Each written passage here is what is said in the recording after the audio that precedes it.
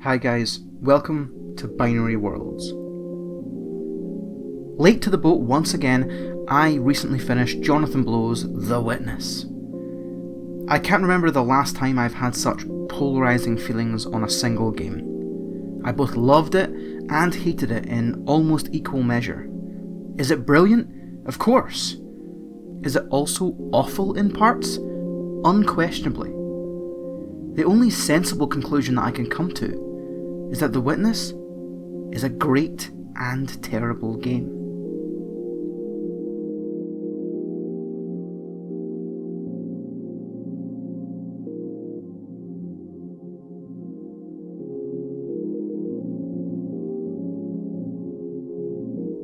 The truth of things is that The Witness is a game that I had a fair amount of anticipation about.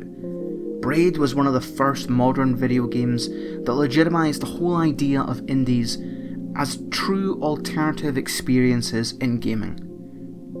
These products, whilst lacking perhaps the scope or breadth of traditional retail releases, could still provide smart, intriguing mechanics and non-traditional narratives with complex themes and meanings.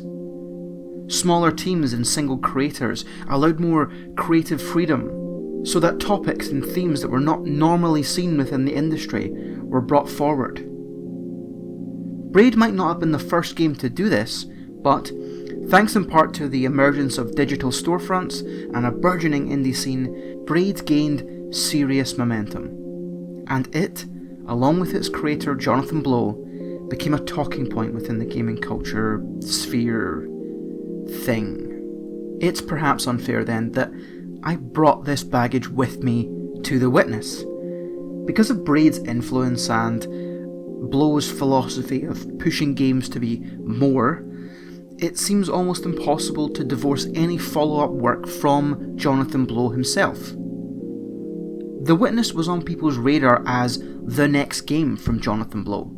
That was its selling point, and I believe it would have garnered attention regardless of if it had been a MOBA, or a dating sim, or a first-person shooter.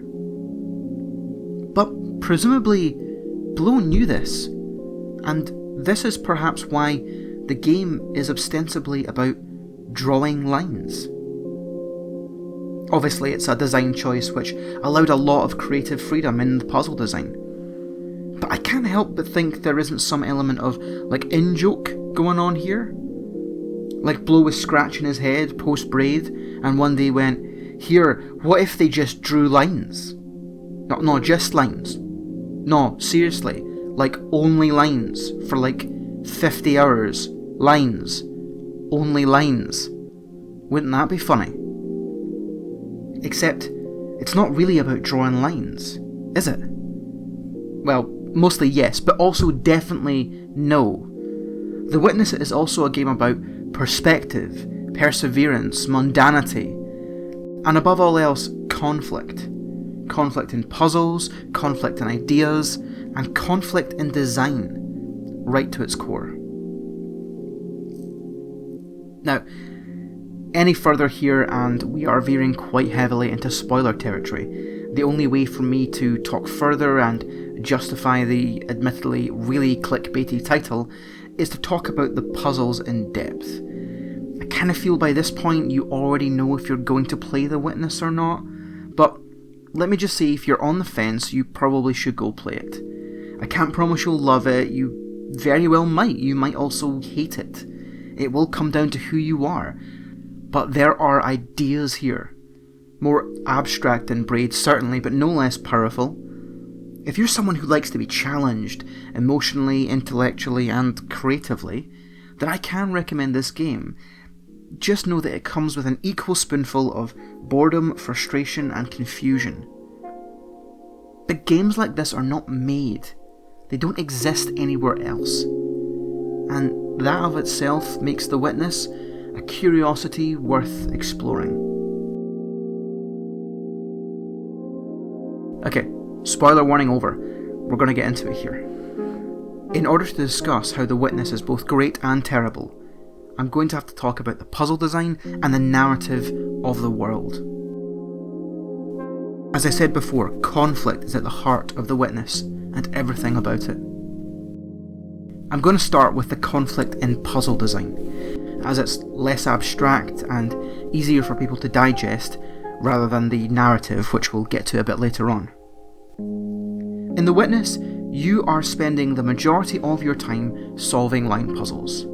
There are grids, they start simple and they grow ever more complex as the game progresses. Now, the opening stages of the game are a masterclass in player communication. The game presents ideas and concepts clearly, but keeps the solutions to the puzzles suitably challenging, allowing you to get to grips not just with the game's core mechanics, but also its play philosophy, for lack of a better word. I mean, I know that sounds ultra pretentious, but just let me explain. Early on, the game presents you with a door, with a puzzle on it, one that you just have no hope of solving until later on. It's just outside of the starting area and it's just a wall of confusion, with no clear way of understanding the rules it displays. Now this tells you it's okay to walk away.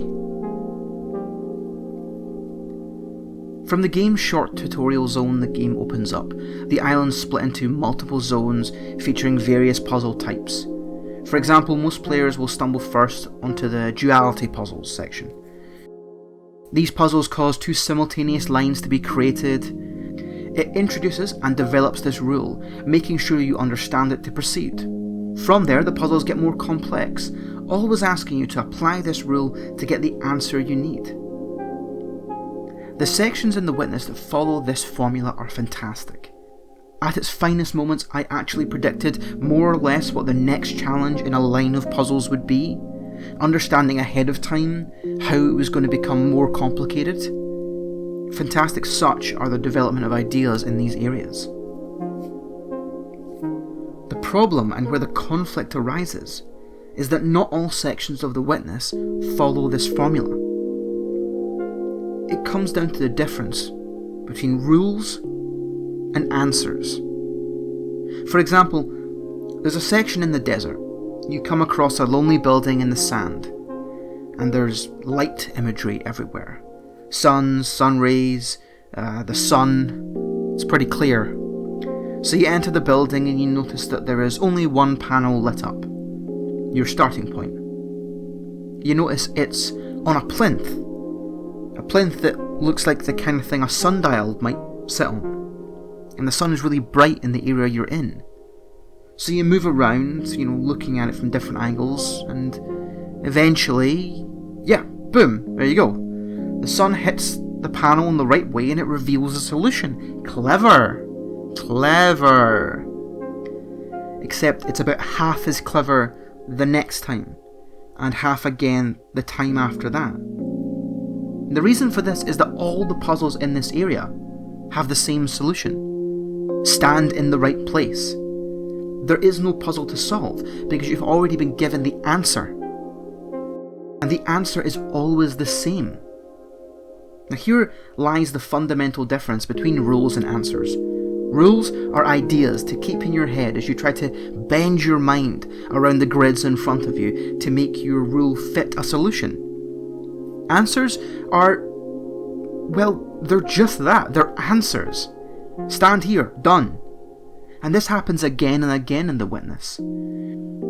For every smartly designed concept and set of challenging puzzles, there are these simple answer areas. Now notice I say simple and not easy, because The Witness commits monumental sins in trying to ramp the difficulty towards the end of the answer areas. In the rules areas of the game, you apply concepts to increasingly hard puzzles, and it is done so incredibly intelligently. I can't think of a single area where at least one puzzle didn't stump me for some time. I mean, I knew the rules, but these puzzles were testing everything I'd learned. They always felt rewarding. In fact, one time while on my own, I said out loud to myself, I am a fucking genius. Just at the sheer elation I felt in solving a puzzle in one of these areas. However, in the answer areas, the only way to increase difficulty is to make it harder to locate the answer that you already know. So for example, while you progress through the sundial area, you come to be standing in a room where there's a water level that you can raise or drop. And that has to be at the right height as it moves for you to see some of these panels because of the way the light reflects. So not only do you have to stand in the exact right place to see the answer, you also need to be there at exactly the right time. It's not good puzzle design, it's just trial and error. Worse still is the jungle section. Here there are audio recordings of birds chirping away, and you have to listen to their pitches and solve the puzzles accordingly. Initially a great concept. You are the only thing on this island. There is no wildlife. There are no birds. So when you start hearing the bird sounds, that's unusual. Then you'll come across the speakers, and that's where the sound's coming from. Again, really clever. And that's how you know it's part of the puzzle. But once you've got the answer, and you've done the first few puzzles, making sure that you understand the answer, the game's way of ramping the difficulty is to mix in false sounds, different animals, false bird chirps, etc. This isn't a difficulty curve. This is an exercise in frustration. The great puzzles in The Witness are some of the best I've come across. Ever. Period. I could feel the game teaching me as the puzzles progressed. I felt challenged but never overwhelmed. I felt smart as I learned and applied concepts, and I felt immense satisfaction in defeating the harder solved puzzles that stumped me for a while. It's a shame then that the design in the other part of the game, the answer areas, conflicts so directly with all the positive aspects of the game. And worse still, this conflict seems to bleed into the game's narrative. Okay, part 2, narrative conflict. So, full disclosure here, maybe I'm too stupid to understand The Witness. Maybe I'm just not smart enough to grapple with the ideas and the imagery it's throwing at me. But maybe there's nothing there. Maybe the ideas are there, but they're not communicated well enough. Maybe there is no idea, but it's communicated in such a way as to perfectly bait people into interpreting what they see, while all the while having nothing to say. I've seen the real ending of The Witness, as well as the standard one. I've completed every area of the game, and I've seen and heard most of the audio logs and videos. I've seen the statues dotted around the island, and I've seen it add all up to nothing. The very nature of the game demands that you look at it searching for meaning.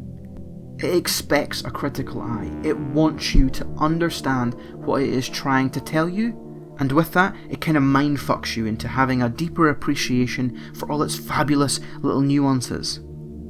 The early game has you asking all these amazing questions as you attempt to peel back the mystery of this island. Who made this island? What are these statues? Were they people? What do these machines do? Are these people in this tree? Where are the designers of this place? What the Jiminy fuck is happening here? Who am I? It makes you the game's biggest fan. But as time goes on, the more I played, the more I felt like the game had no real answers to these questions. This is the narrative conflict the game has at its core. I feel like it's a game that it wants you to stare and overthink and analyse every inch of the world, while at the same time laughing at you for being so stupid as to think there's any deeper meaning. For all The Witness has to offer in its narrative, the statues, the logs, the videos, the obsessive preciseness of everything on the island, and the uncanny stillness of the world, I believe it says nothing whatsoever. And I can't help but wonder, is this what Jonathan Blow wanted all along? Are we all just victims of his big practical joke? Maybe. But then, maybe I'm wrong. I looked for meaning in The Witness.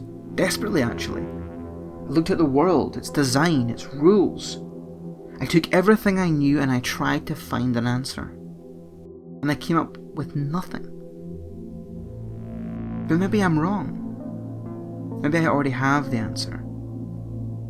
Maybe I'm just not looking at it right. Maybe I'm just not standing in the right place.